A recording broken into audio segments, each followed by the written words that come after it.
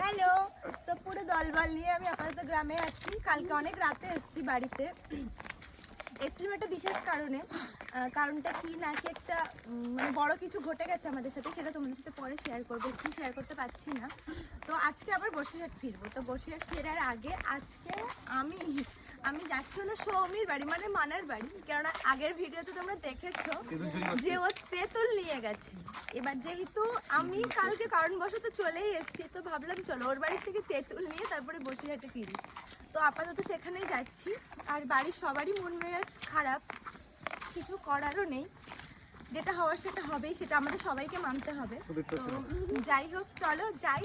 এবার দেখি তেঁতুল কতটা পিও রেখে গেছে আর কতটা নিয়ে গেছে, তারপরে আমি আমার বাড়িতে ফিরবো, তখনও তোমাদের সাথে শেয়ার করব। তো চলো টাটা। এই যে আমাদের রাই সুন্দরী আছে এখানে, ছোট বড় সানা সবাই আছে। ক্যামেরার উল্টো দিকে আছে আমার ভাই।